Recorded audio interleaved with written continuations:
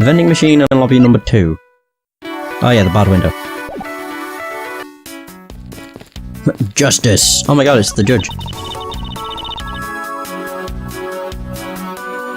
So he's making a most ridiculous face, or ridiculous looking face.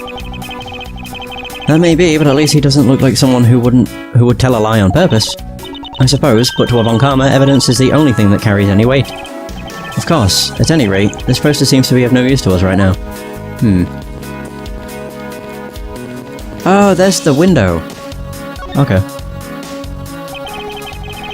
Or until I've inspected every suspicious-looking nook and cranny. We've got this, whatever that is. The ants are hard at work, carrying their food home. It's a marvel that they can pick up such comparatively large objects to their size. Well, if you want to carry the mighty von Karma name and not be squished under it, you'd better work extra hard, just like these ants. The same goes for you, Franziska. Okay, so there's that. What is this? What is this? It's a pink-coloured piece of trash, made of rubber. A pink piece of trash. Piece of pink trash found on the windowsill of the hallway, made of rubber. Okay. I feel like I've seen this... well, I've seen something like this before. Well, all I see is a piece of garbage. You know, the fact that there is a litter of running loose inside this cart house is simply unforgivable. It's not like it was I who littered. Rubbish belongs in a rubbish bin. She whipped him twice. Jeez. No mercy.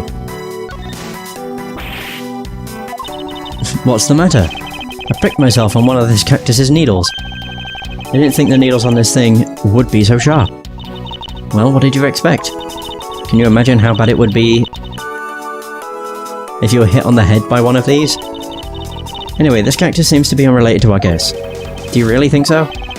Because I believe that this cactus sitting on this windowsill is completely related. Potted cactus sitting on the hallway windowsill, its needles are dangerous. I get the feeling that that is what caused the pink rubber thing to break off, or rip or whatever.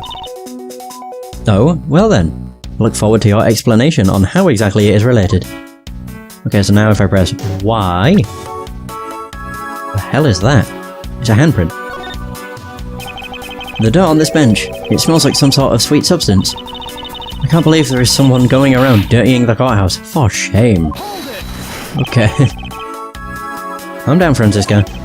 Now take a good look. Doesn't this smudge look kind of like a handprint to you? I suppose it could be. Which means that perhaps we can lift the print of the person who sullied this bench. I see, and then we'll know the identity of our mystery slob. You there, the lab technician. Could you please find out who this handprint belongs to? Sir, yes sir. I've got the results of the fingerprint analysis, sir. And, do we know who they belong to? Sir, the fingerprints belong to Detective Gumshoe. Oh, interesting. Good work, officer. So his fingerprints were on the bench.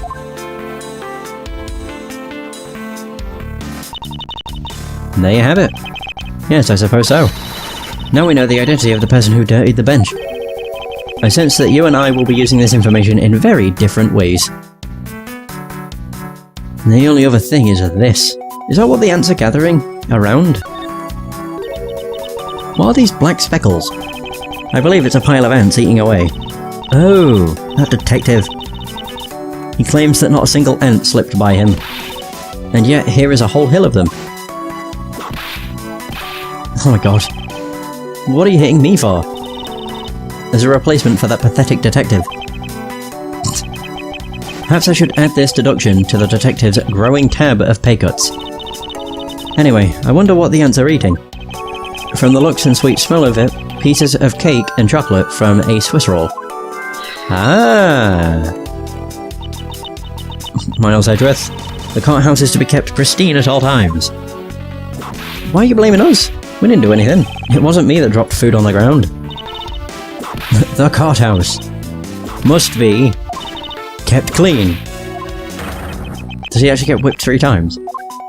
Oh no, not quite. Right, well I think I've gotten my, like, the logic that I need. Yeah, the cake roll with the vending machine. What else was there? Ooh, pardon me. Swiss roll crumbs. Found on the floor under the bench, a hill of ants are attracted to its sweet scent. A vending machine that sells courthouse special goods, as few sweet items are for sale. Right, it's a vending machine with the sweet Swiss roll.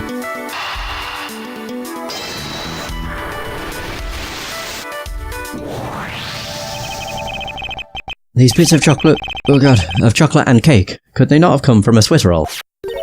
A Swiss roll? Why would a courthouse sell a thing like that? It may not seem like the right venue. However, it is being sold right over there. That vending machine. Ah, I see. Stay neutral as the Swiss do until the end of these. 2 for $6? Talk about expensive. Leaving the fact that it's on the expensive side aside, the fact that the cake, crumbs and chocolate bits were found in this hallway suggests that they came from a Swiss roll that was purchased from this machine. I think I have a pretty clear picture of what happened here now. Naturally. After all, I'm here, aren't I? Detective Gumshoe must have sat on this bench as he ate a Swiss roll. And as he ate it, he dropped it on the floor and sullied the bench. Ah, how could he have not cleaned up after himself? How utterly despicable. Do you dare whip me again? It wasn't I who made the mess in the first place. Anyway, if it was indeed Detective Gumshoe who bought the Swiss roll, that creates a rather interesting contradiction of facts. Contradiction? Where? I think another look at the special courthouse vending machine is in order. Is he gonna say the fact that it comes in 2? Oh. Probably the fact it comes in a pack of 2.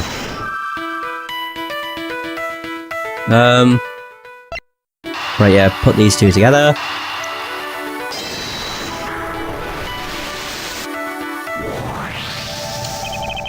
This pink rubbery substance, I saw this in a different form earlier today. I believe this is a piece of a popped balloon. I suppose that's possible. The balloon probably got a little too close to our friend, the windowsill cactus. That would be the logical conclusion, yes. Ah, it's a balloon piece. Okay. So that explains how that got up there. So if I look at this, so there's now something suspicious with this. Oh, I can deduce this. Because the price is $6, but Gumshoe only had 5. Yeah, because he said he cashed it in right away. It is indeed. To the bonus, wherever the bonus may be. There it is. Eureka! About Detective Gumshoe's finances, he said that until this morning, he didn't have even a single penny on his personage. Just how poor is that guy? If his bonus really was only $5, then he should not have been able to purchase a pack of Swiss rolls. However, facts being as they are, we found cake crumbs on the floor. Meaning Scruffy must have bought a pack somehow. Indeed. That detective should not have been able to purchase a pack, and yet he did. The question is, how? I think it's fairly obvious considering where we found the other one. Investigation completed. Woo! I believe I now have a very firm grasp on what happened here. Well, I do too. Alright, Francisco, would you care to share what conclusions you've come to? Why should I do that? We're still in the middle of a competition, you know. We should be checking to see if your conclusions are wrong first, so you go ahead. Okay. It's almost cute that she's going this far to ensure that she wins. Almost. Very well, but first we need to pay His Honor a visit to correct his testimony. Right.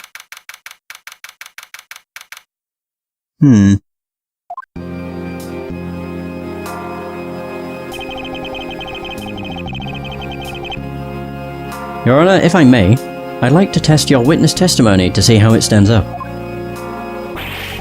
Do you doubt me? Am I your new suspect? In a sense, I suppose you could say that. Even you, a judge, is nothing but a common witness before a von Karma. Silence in the courtroom. Silence, I said. Mr. New Prosecutor recommended for Miles... Oh, God. You bit your tongue again, didn't you? As a defender of the law, I could never give false testimony. You can even place me under oath if you want. I mean, I think he gave false testimony, but didn't realise he gave false testimony. Very well. Very well then. Your testimony, if you please.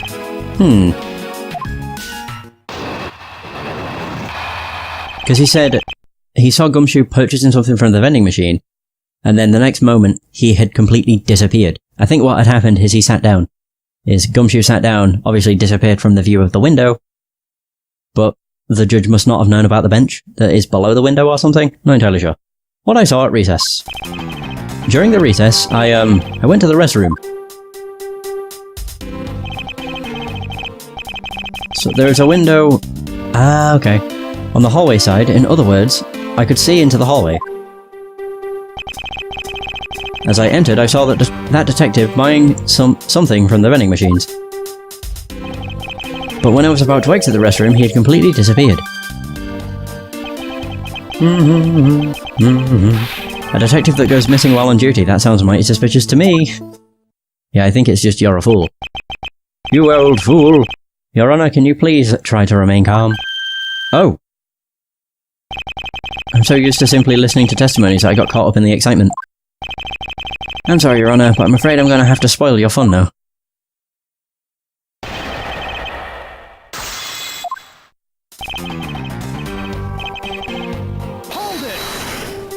What did you go to the restroom for?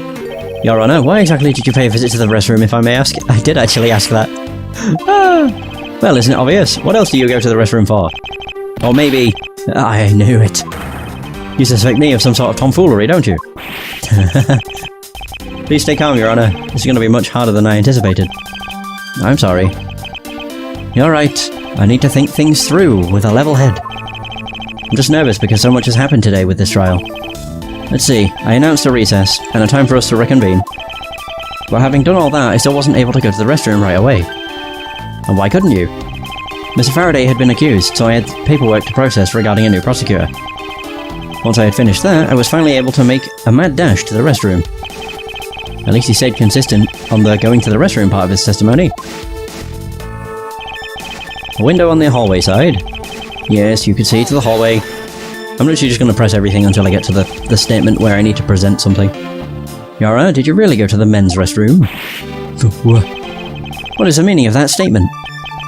It simply meant that perhaps you went to a restroom on a different floor. I had to go for such a long time. It was all I could do to dash to the closest one to the courtroom. I suppose that's only natural given his circumstances. I ran from the courtroom, through this floor's main lobby and down the hallway. Once you enter, you can see there's a window just above the urinals. And it was through that window that you witnessed Detective Gumshoe, Your Honor. Yes, exactly. Your Honor, there's no need to yell, I can hear you just fine. Oh boy. Oh, I guess I put a little too much into that last answer. No matter. Now then, let's continue with the testimony. Indeed.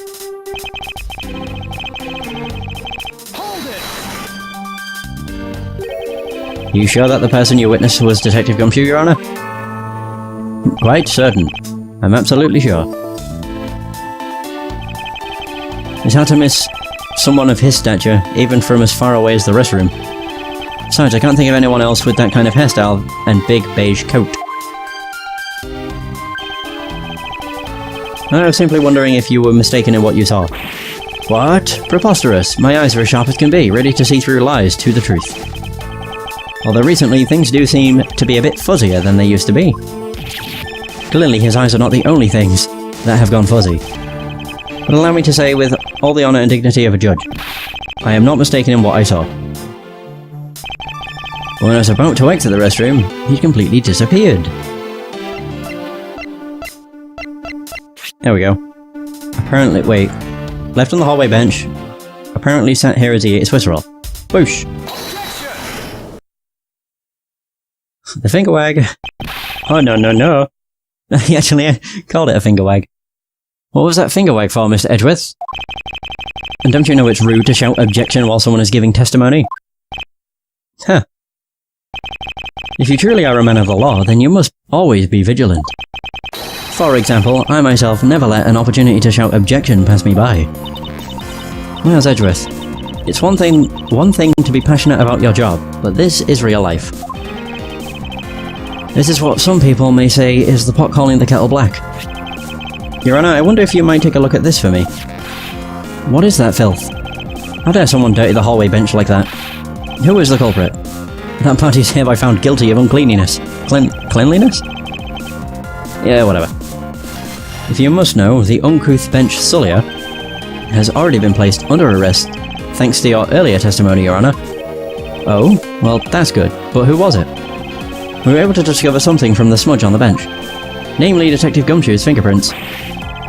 Not happy with committing just a murder. He had to go and dirty the courthouse too? Guilty. Your Honour, please calm down.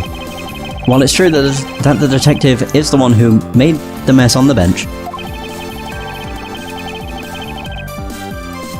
we have not yet established that this action is related to the double murder. What do you mean? I believe that the detective bought a pack of Swiss rolls from the vending machine, and then promptly sat down on the bench to eat one.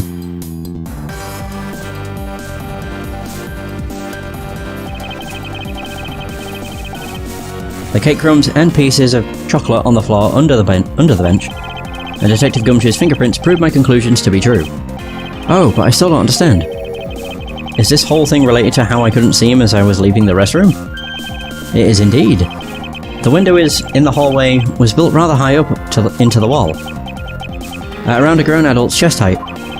As evidence, I submit that Franziska herself was unable to see out of that window.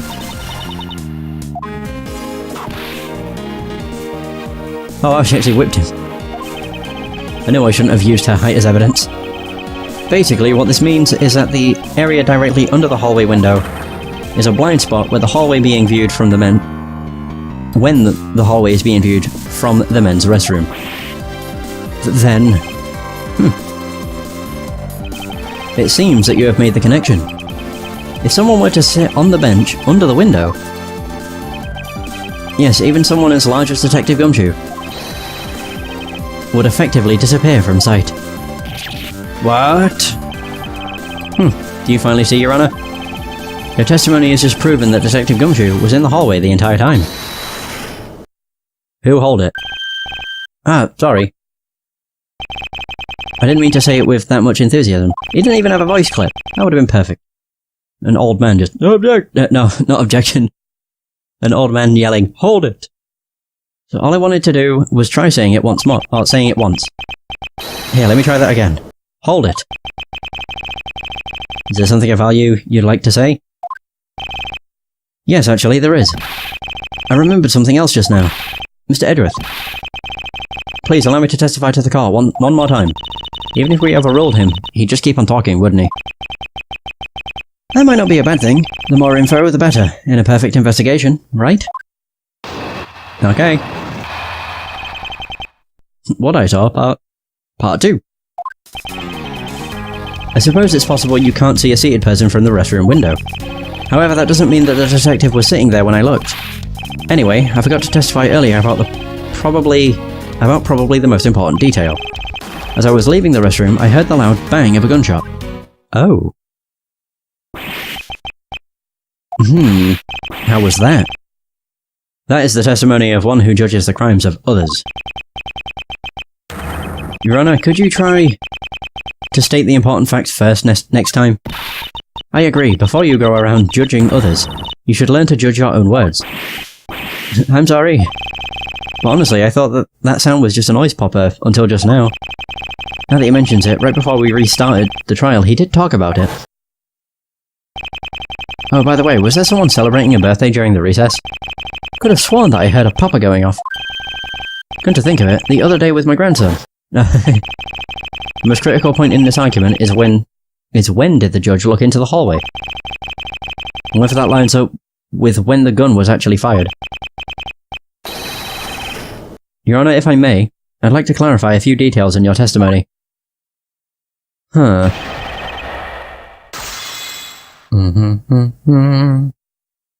What I saw, part 2.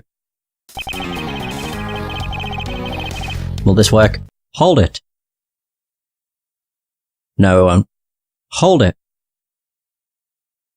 See, it's such a hit and miss, I hate it. I really wish it just worked, but whatever. In that case, do you concede that you were overconfident in your last testimony? No, hold on there. I just said that it's possible you can't see a seated person from the restroom this time. But you know something? I don't think you know when the prints you referenced were left on the bench, or on that bench, do you? Oof. You got me there. While you have proven that it's possible the detective was sitting, I still have a problem with just when those fingerprints were left. He's right, I have yet to prove when the fingerprints were left on that bench. While he feigns ignorance, His Honour has seen a lot in life. This judge, I mustn't underestimate him.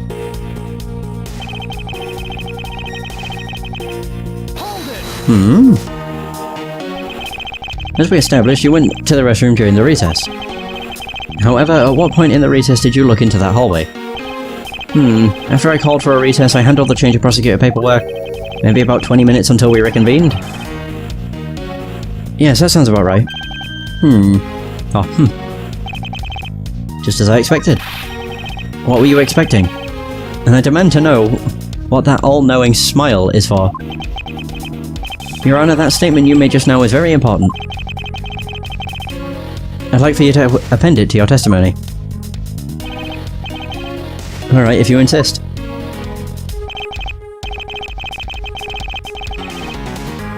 So that wasn't the gunshot that he heard. No, because the gunshot rang out literally just before the trial restarted. So where is it? Yeah, he heard the gunshot right before the trial was about to start again.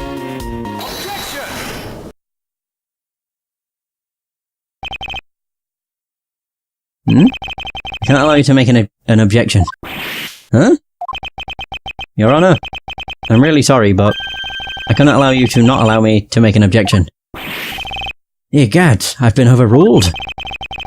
Your Honour, there are simply too many holes in your testimony for my taste. What do you mean by that? You claim that you heard the gunshot during the recess, but that is simply not possible. Mr. New Prosecutor, recommended by Manfred von Carter. Instead of biting your tongue... Oh, I didn't even get to read that. I see you have no mercy for the elderly either, Francisca. Don't talk back to me unless you want to be whipped in the back. With your height, you need a stepladder or 4 to accomplish that. Mr. Edgeworth, my ears are not that far gone yet, I'll have you know. I can still hear just fine. And I heard the sound of a gunshot loud and clear with my own 2 ears. Your Honour, I have here an interesting bit of testimony. It's from Detective Bad. And according to him, he heard the gunshot right before the trial was about to start again. What did you just say? Your Honour, you just said that you heard the gunshot about 20 minutes before we were to reconvene. Reconvene, even. How do you explain this glaring contradiction? That can't be... Unfortunately, that is the truth. But I heard it clear as day. Bang!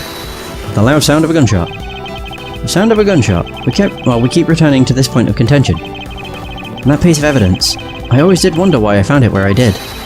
However, now I understand what that gunshot the judge heard really was. Unfortunately, Your Honour, this is what really produced the gunshot you heard. A popped balloon. I found this object in the hallway earlier.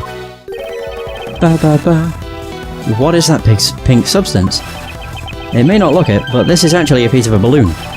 I see. I suppose you would like me to accept that pink balloon into our court record. Or into the court record. Your Honour, I present this piece of evidence in order to overrule your testimony. What? Your Honour, your argument goes as follows. You saw no one in the hallway when you heard the gunshot. Now, there is no guarantee that the detective was sitting on the bench at that time. Therefore, you believe he must have been at the crime scene, defendant lobby number 2. Am I correct? Yes, that's exactly right.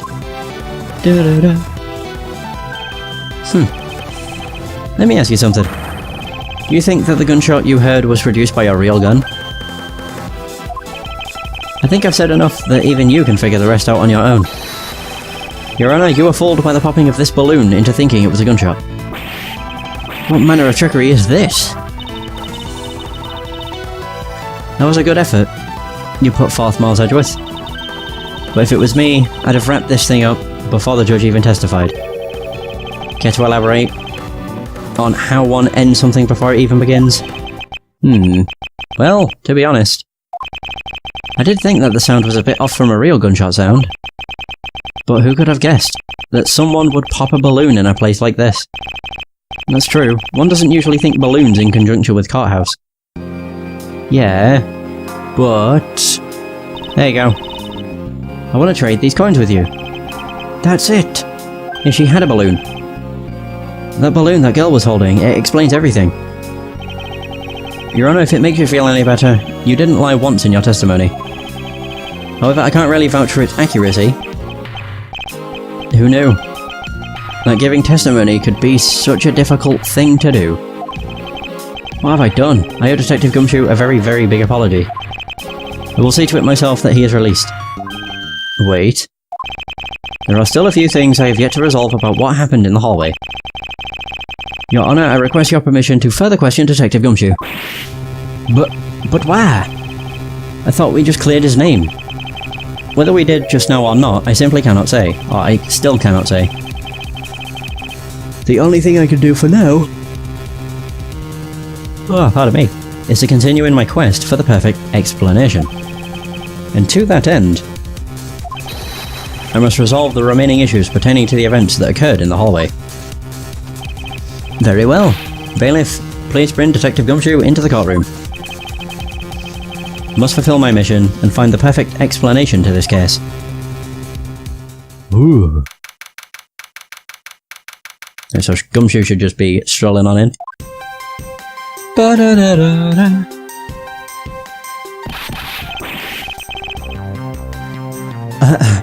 What is it now? Is it time for my trial already? I've already told you a gazillion times, pal, I didn't do it.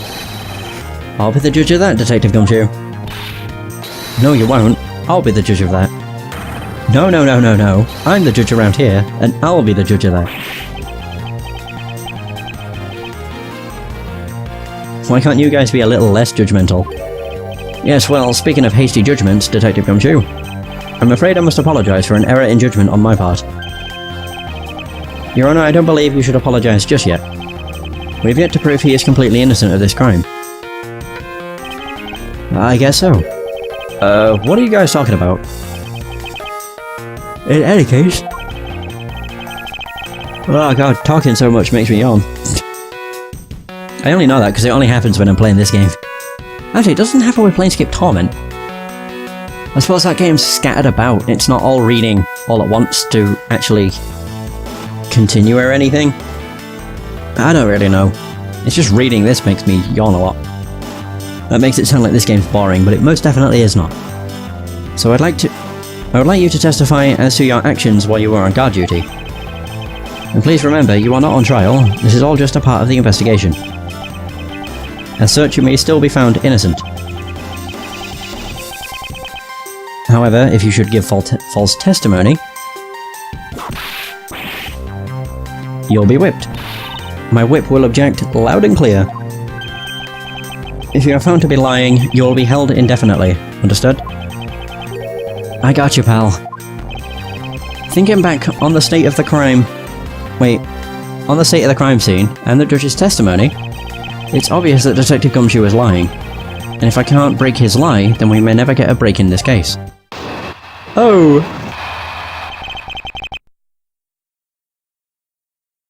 So while I was on duty, I came down here to this courthouse on Detective Bad's orders. As soon as I got here, he ordered me to stand guard in front of lobby number 2.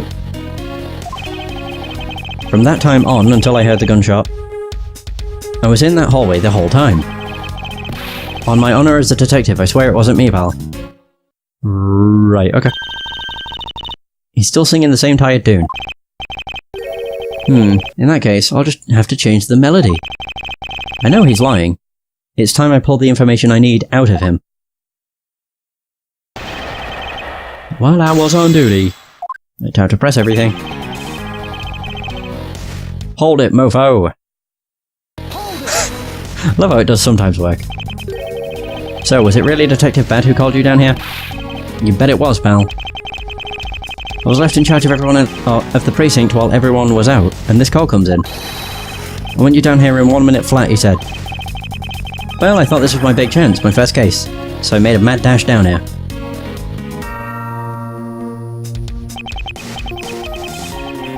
Although I couldn't exactly get here in a minute flat. So how long did it take you? About 10 minutes, I guess. What was Detective Bad doing when you finally made it? He was waiting for me down on the first floor in the entranceway, pal. Okay.